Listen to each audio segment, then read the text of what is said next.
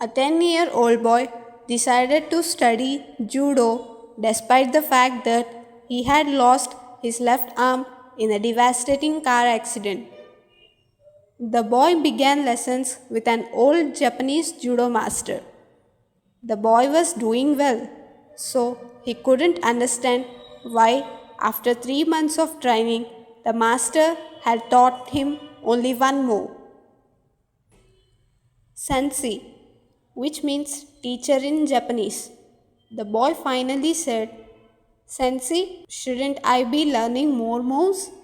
This is the only move you know, but this is the only move you'll ever need to know, the sensei replied. Not quite understanding, but believing in his teacher, the boy kept training. Several months later, the sensei took the boy to his first tournament. Surprising himself, the boy easily won his first two matches. The third match proved to be more difficult, but after some time, his opponent became impatient and charged. The boy deftly used his one move to win the match. Still amazed by his success, the boy was now in the finals. This time, his opponent was bigger, stronger, and more experienced. For a while, the boy appeared to be overmatched. Concerned that the boy might get hurt, the referee called a timeout. He was about to stop the match when the sensei intervened. No, the sensei insisted. Let him continue. Soon after the match resumed, his opponent made a critical mistake. He dropped his guard. Instantly, the boy used his move to pin him.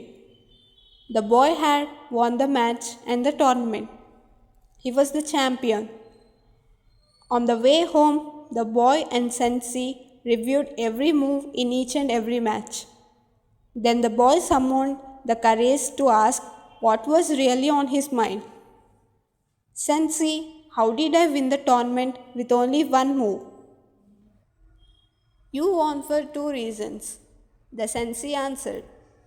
First, you have almost mastered one of the most difficult throws in all of the judo. And second, the only known defense for that move is for your opponent to grab your left arm. The boy's biggest weakness had become his biggest strength. The moral of this story is sometimes we feel that we have certain weaknesses and we blame God, the circumstances, or ourselves for it, but we never know that our weaknesses can become our strengths one day. Each of us is special and important, so never think you have any weakness. Never think of pride or pain. Just live your life to its fullest and extract the best out of it.